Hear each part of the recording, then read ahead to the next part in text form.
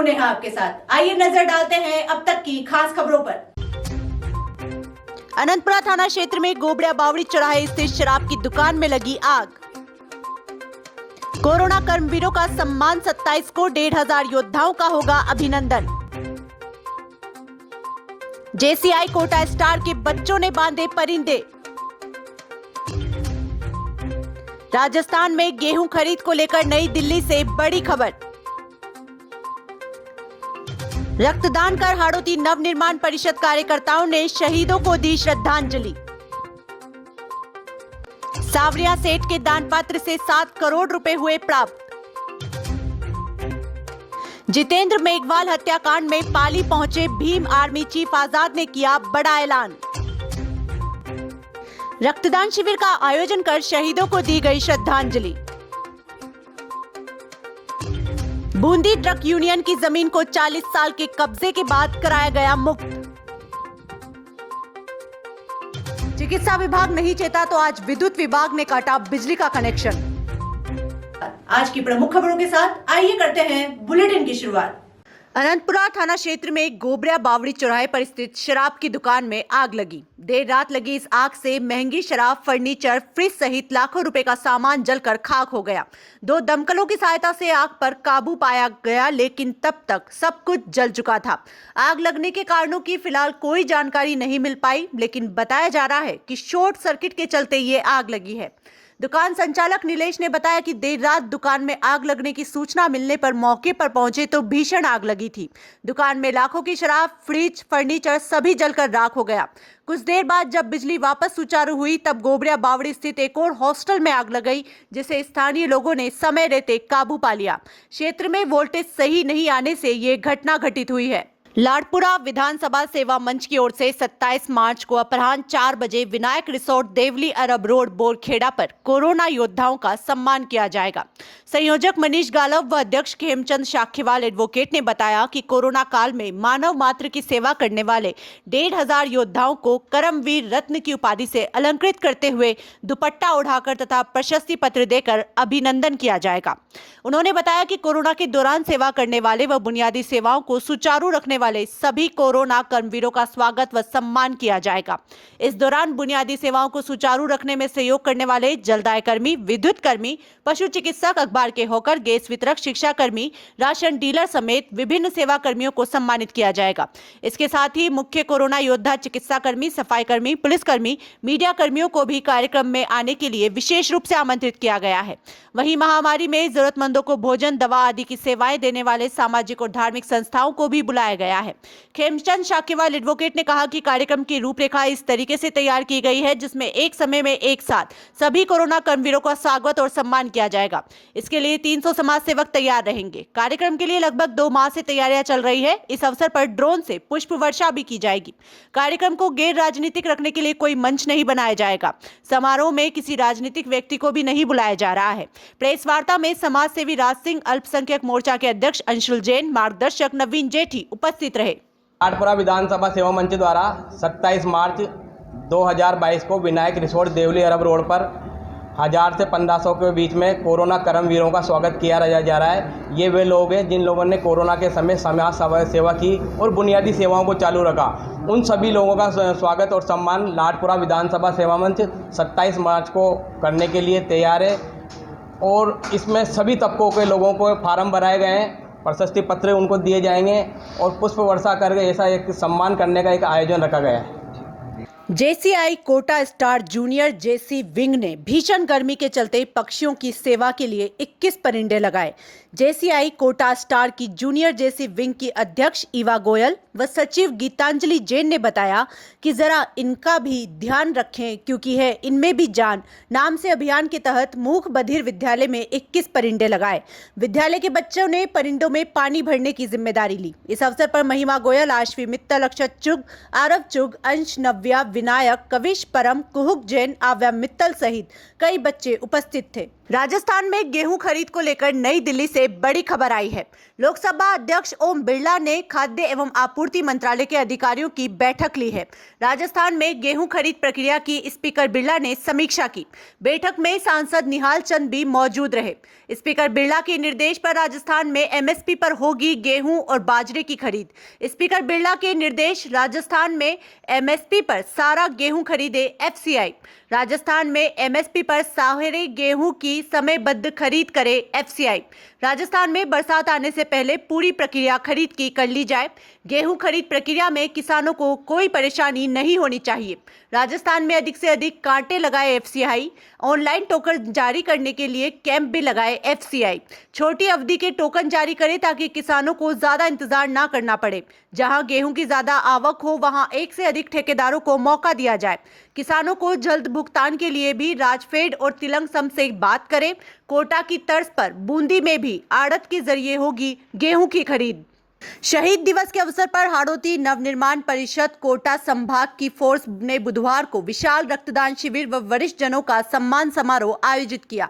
शहीद दिवस के अवसर पर नवनिर्माण परिषद कोटा संभाग के अध्यक्ष गिरिराज गौतम के नेतृत्व में वीर शहीदों को श्रद्धांजलि स्वरूप सुबह 10 बजे से 2 बजे तक रक्तदान शिविर का आयोजन किया, जिसमें Kota blood bank, Agarwal blood bank, MBS blood bank की मदद से रक्तदान शिविर का आयोजन हुआ। सुबह से ही बड़ी संख्या में कार्यकर्ता रक्तदान के लिए पहुंचने लगे। रक्तदान शिविर में युवा कार्यकर्ताओं ने बड़े उत्साह के साथ रक्तदान कर वीर शहीदों को श्रद्धांजलि दी।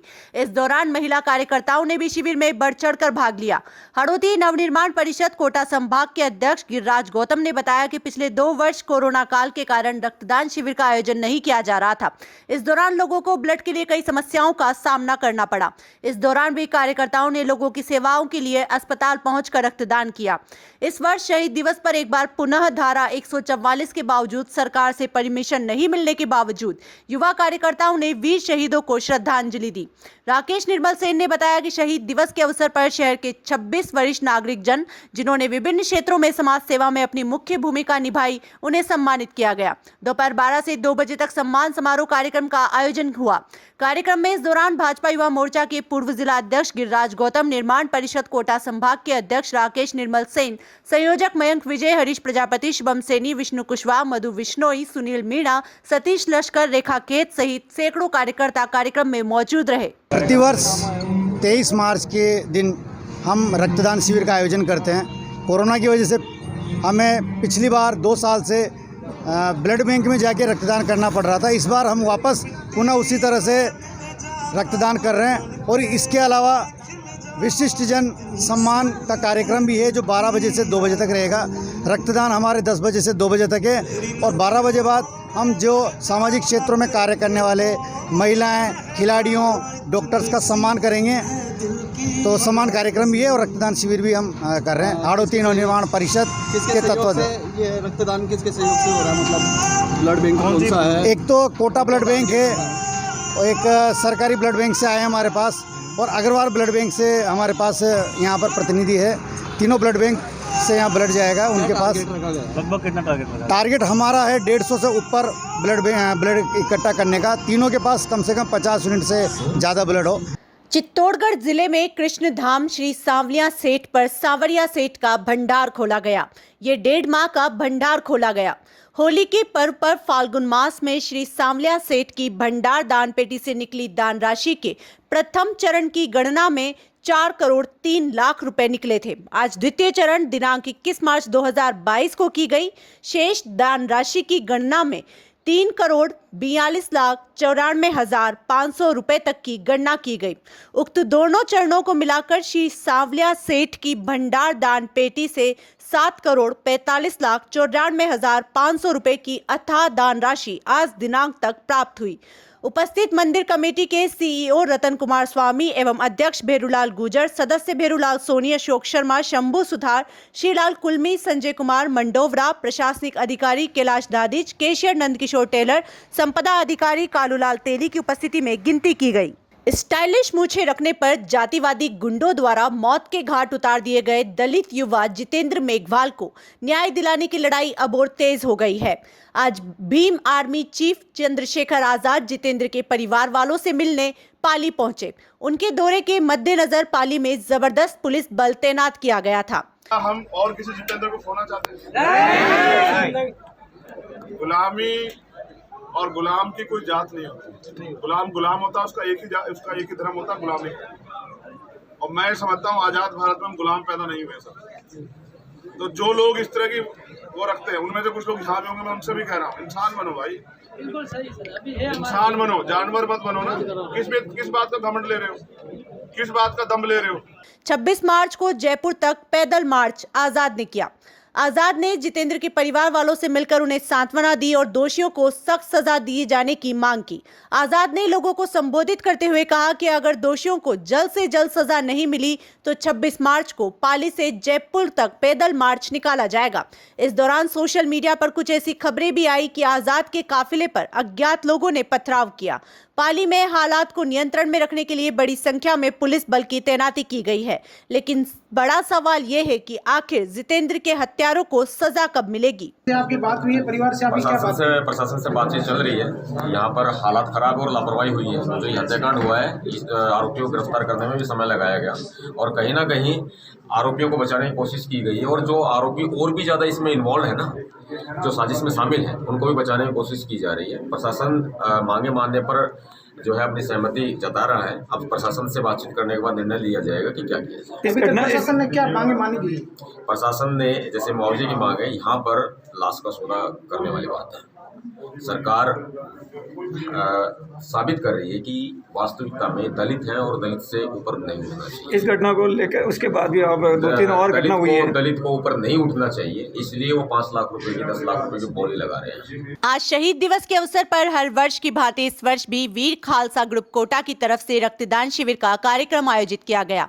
भगत सिंह, राजगुरु, सुखदेव जैसे महान शहीदों को समर्पित रक्तदान शिविर छावनी फ्लाईओवर के नीचे आयोजित किया गया।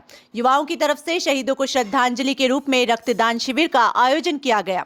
रक्तदान शिविर में विशिष्ट अतिथि के तौर पर युवक कांग्रेस के प्रदेश सचिव एवं बूंदी प्रभारी हरपाल सिंह राणा के द्वारा शहीदों को पुष्पांजलि अर्पित की गई और रक्तदाताओं की हौसला अफजाई भी की गई। वीर खालसा ग्रुप के अध्यक्ष प्रभाजीत सिंह ने बताया कि वीर खालसा ग्रुप द्वारा प्रत्येक वर्ष 23 मार्च को शहीद दिवस के अवसर पर रक्तदान शिविर का आयोजन किया जाता है एवं शहीदों को श्रद्धांजलि दी जाती है। शिविर में 105 यूनिट रक्तदान हुआ। युवाओं के हौसले को देखते हुए आगे और भी रक्तदान हो रहा है। रक्तदान कार्यक्रम में मुख्य रूप से हरिंदर सिंह, गुरप्रीत सिंह, असंगठित कामगार एवं कर्मचारी कांग्रेस के प्रदेश महासचिव दुष्यंत सिंह गहलोत, प्रभजोत सिंह, दमनदीप सिंह, मनमीत सिंह, मनीष कोहली, गगनदीप सिंह, हरपाल सिंह, जसविंदर, मनदीप सिंह, अमृतपाल, रविंद्र सिंह, हसनैन रजा, यूनुस खान, दिनेश लोढ़ा, पवन कुमार सहित कई युवा उपस्थित रहे।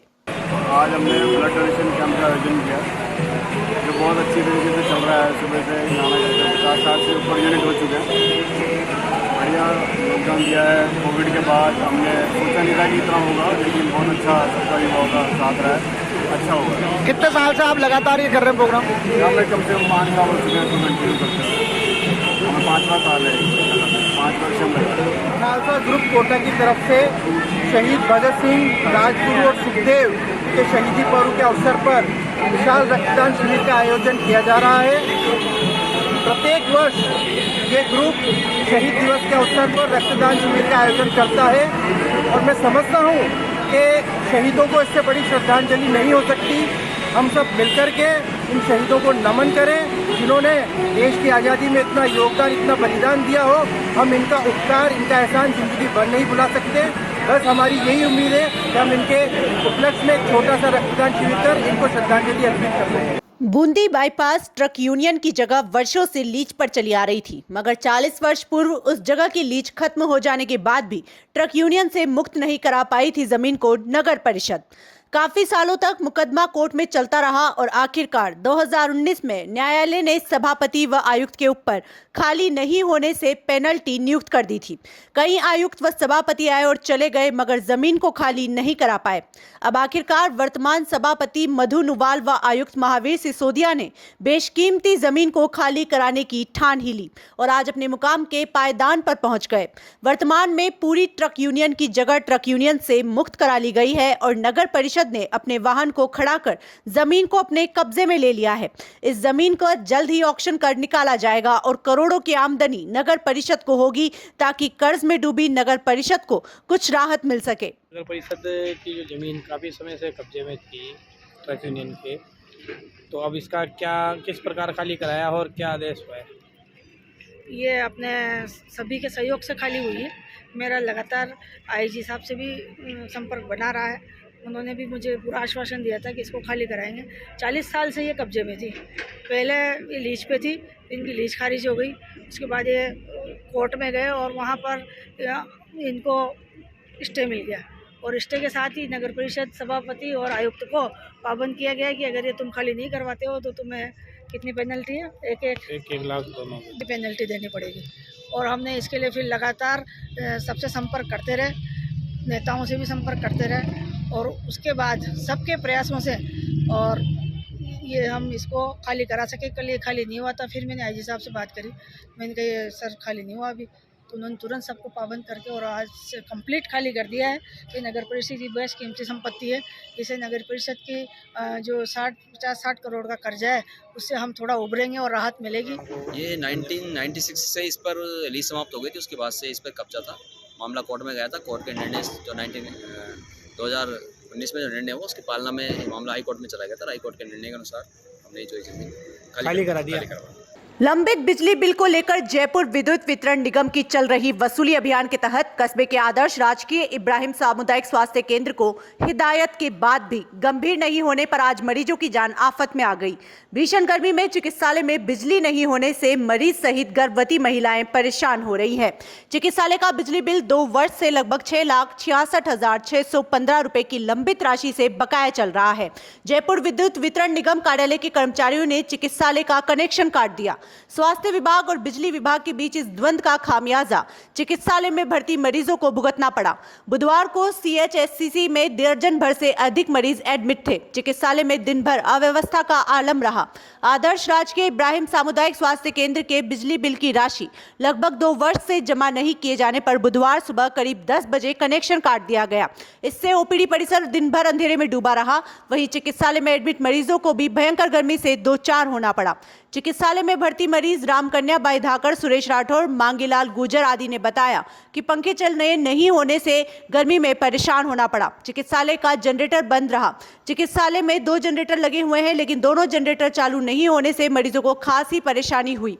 आज सुबह ही जयपुर विद्युत वितरण निगम के सहायक अभियंता मेघराज नागर को मौखिक बोल दिया था कि बिजली के बिल की राशि का चेक बना दिया है, शीघ्र ही जमा करवा दिया जाएगा।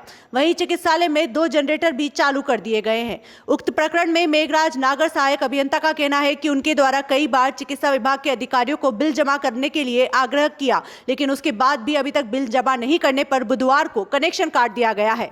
लगभग 13-14 कनेक्शनों पे 13,67,323 रुपये बाकी है। तो ये भी इनसे रिक्वेस्ट करते हैं कि ये भी जमा कराएं। सब सेंटर कौन कौन से? ये जिसमें मोटा मोटा है ऑक्सीजन प्लांट सुनेल में और प्राथमिक चिकित्सा अधिकारी सुनेल, ये उसका मोर्चरी का। सर सब ये ऑक्सीजन प्लांट का कितना पैसा बाकी है? ऑक्सीजन प्लांट में 48,585 रुपये बाकी। और मोर्चरी के सर? प्राथमिक चिकित्सा अधिकारी सुनेल 27,739 रुपये। इसी तरह चिकित्सा अधिकारी धर्मशाला इसके 70,819 रुपये और डाबला हेमड़ा इसमें 1,84,982 रुपये। ये बड़े बड़े फिगर तो मैंने आपको बता दिए। जो बकाया चल रहा था उसके लिए हमने IN साहब से पहले भी मेरी बात हुई थी और जो लेटर भी जारी हुआ था तो हमने उनको कहा था कि मार्च के पहले हम सारा जो बकाया जितना भी पैसा बकाया चल रहा है उतना हम सबमिट कर देंगे आज सुबह ही हमने एक चेक जो हमारे JVNL है उसके नाम का इशू करा था यहाँ से, लेकिन जब मैं यहाँ पे आया ऑफिस में तो मेरे को पता पड़ा कि कनेक्शन कट गया है। तो उस बारे में मैंने EN साहब से भी बात करने की कोशिश करी थी, लेकिन उनका मोबाइल बिजी चल रहा था। तो हमारा यही कहना है कि हमने जब पहले ही बोल दिया था कि मार्च एंडिंग चल रही है, मार्च के पहले पुराना बकाया सबमिट कर देंगे, तो उसके बाद भी कनेक्शन काटने की ज़रूरत नहीं है। अब जो भी है अब आगे की कार्रवाई के लिए उनके EN साहब से बात की। तो सर ये मान लो 2 दिन तक अगर लाइट नहीं आई हॉस्पिटल में तो इसका जिम्मेदार कौन है फिर? अब इसके लिए अब मैं आपको कैसे बता सकता हूँ, EN साहब से एक बार बात हो जाएगी, फिर उसके बाद ही मैं आपको बता पाऊंगा। तो 2 दिन तक हॉस्पिटल अंधेरे में रहेगा? नहीं, 2 दिन के तक हम हॉस्पिटल को तो अंधेरे में नहीं देंगे। इसके लिए क्या व्यवस्था है आपकी? ये है कि जनरेटर तो हमारे पास है ही सही, जिससे जनरेटर के थ्रू हम हॉस्पिटल के अंदर लाइट वगैरह सप्लाई करेंगे। तो और EN साहब से भी बात करके मैक्सिमम जो हमारा जो चेक है वो भी डिपॉजिट हो ही जाएगा। उसके बाद देखते हैं EN साहब क्या कहते हैं इसको। देश प्रदेश से जुड़ी खबरें देखने के लिए आप देखते रहिए जागो जनमत। धन्यवाद।